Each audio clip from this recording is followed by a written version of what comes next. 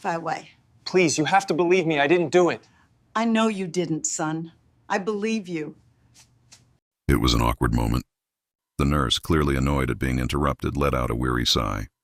"I'm sorry, Mr. Thompson. It's the patient in room 247, Rosa Johnson. She has severe dementia and keeps bothering the other residents with her stories about a son who never existed."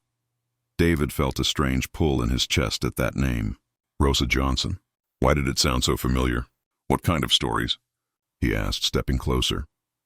She insists she had a son named David, claims he became rich and successful.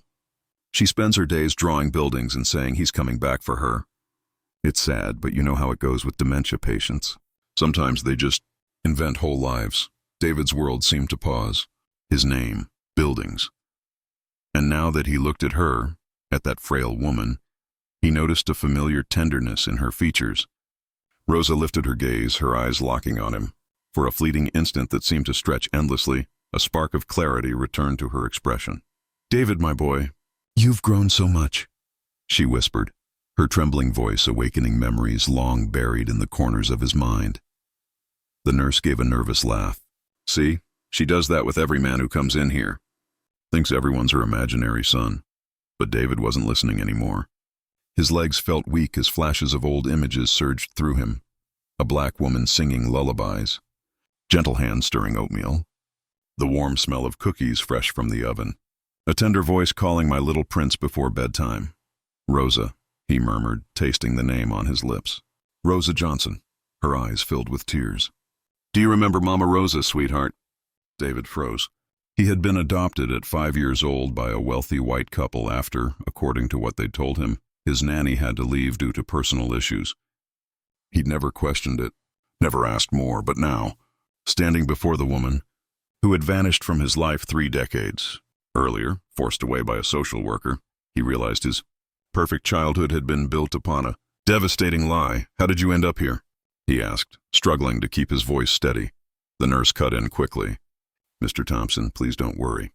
We'll take her back to her room and we can continue discussing your generous donation." "I asked her." David snapped suddenly. Startling the nurse with the force of his voice, Rosa weakly reached for his hand. "They told me you'd be better off without a poor black nanny. Said I wasn't good enough to raise a child like you. They sent me away, and I never saw you again." At that moment, David understood. His entire life had been a carefully orchestrated lie, and someone would pay dearly for stealing 30 years from the only person who had truly loved him, as Rosa murmured fragments of the past, pieces. He thought he'd forgotten. David felt an icy rage take root within him. Who had done this? And why had his adoptive parents kept the truth hidden all these years? If this story of stolen love and buried lies touches your heart, the narrator's voice echoed faintly in his head, subscribe to the channel because the revenge David was about to plan would be as deliberate as it was brutal. Over the next 3 days, David canceled all his appointments and spent every spare moment at the Golden Years nursing home. With each conversation, more shards of his true childhood surfaced, sharp fragments slicing through the lies that had shaped his life. "You loved pancakes shaped like Mickey Mouse," Rosa whispered during one visit, her eyes glinting with fleeting lucidity. "And you always begged me to tell you the story of the boy who built castles in the sky." David's chest tightened. He vaguely recalled that story. But when he'd once mentioned it, his adoptive parents, Richard and Margaret Thompson, dismissed it as childish imagination. "Rosa," he asked softly, "tell me what really happened the day you left." Her expression darkened, haunted. "A man in a suit came with papers. He said I wasn't fit, that white children needed white families. He threatened to arrest me for kidnapping if I didn't leave quietly." David's voice hardened. "What man? What was his name?" "Mr. Morrison, Charles Morrison. Said he worked for the state and handled delicate situations for important families." A chill ran down David's spine. Charles Morrison, a prominent lawyer in Chicago, renowned for managing private adoptions among the elite. He had died 5 years ago, but his firm still thrived. "He gave me $500, Rosa continued, her voice trembling, "and told me to start a new life. But I didn't want money. I wanted my boy." Just then the head nurse appeared, her irritation thinly veiled. "Mr. Thompson, I must ask you not to encourage her delusions." These conversations make Rosa agitated for days. David turned slowly, his voice like steel. Delusions? You mean her real memories of being blackmailed into abandoning the child she loved? Mr. Thompson, the nurse replied uneasily, I understand your compassion, but Rosa Johnson has a long record of psychotic episodes. She was admitted here after being found wandering the streets, rambling about lost children. David's tone sharpened. And who admitted her? Who's been paying for her care all these years? The nurse faltered. That's confidential information. David pulled out his phone. Jake, he said to his assistant, I want everything on a nurse named Patricia Wells at Golden Years. Her employment history, who signs her checks, any side payments. I need a full report within 2 hours. Patricia's face turned pale. Mr. Thompson, that's not necessary. You know what's unnecessary? David interrupted furiously. A 72-year-old woman being drugged into submission to suppress memories that are actually real. That night, back in his penthouse, Jake called with information that shattered David's world. David, Jake said, his voice tense, you won't believe this. Patricia Wells receives an extra $2,000 a month from an offshore account. The account is managed by Morrison & Associates, Charles Morrison's firm. And there's more. Rosa Johnson wasn't found wandering the streets.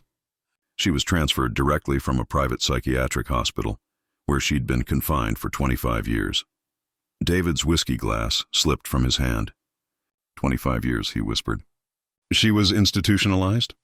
It looks that way, Jake confirmed.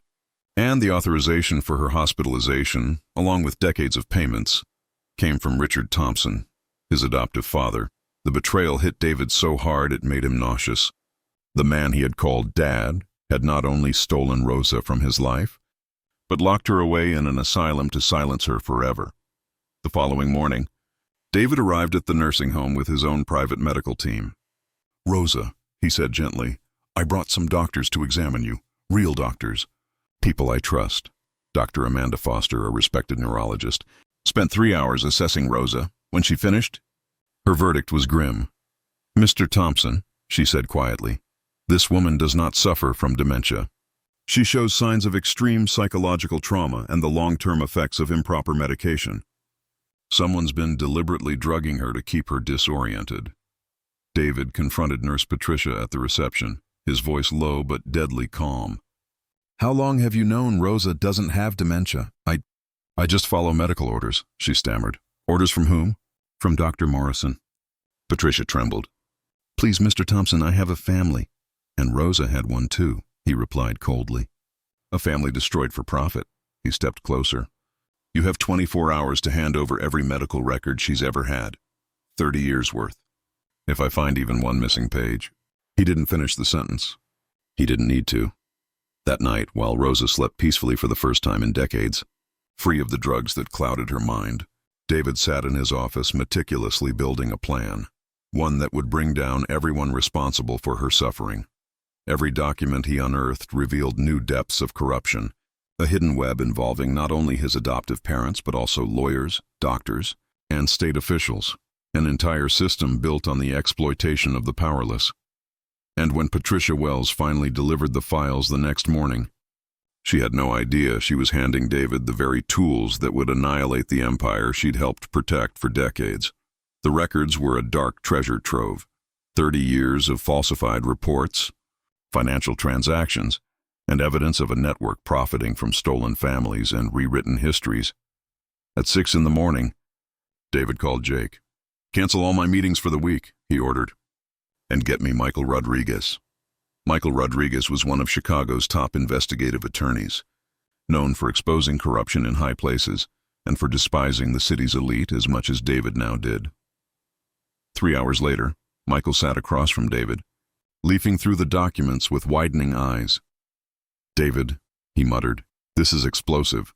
You're looking at a criminal operation involving at least 2 wealthy families, a law firm, multiple psychiatric facilities, and government officials. Look here, 15 confirmed cases over 40 years, all following the same pattern. A poor caregiver raising a child, a rich family looking to adopt, and a conveniently fabricated diagnosis to remove the original guardian. David's stomach turned. 15 families destroyed. And that's just the ones we can trace. The scheme, he realized, could be far bigger than either of them imagined. That afternoon, he returned to see Rosa, free from the drugs. She was lucid, her eyes sharp with intelligence that had been suppressed for years. "David, my boy," she smiled softly. "You've grown so much. I always knew you'd become someone important." "Rosa," he said gently, "I need to ask you some difficult questions." "I'm ready," she replied. "I've waited 30 years for someone to listen."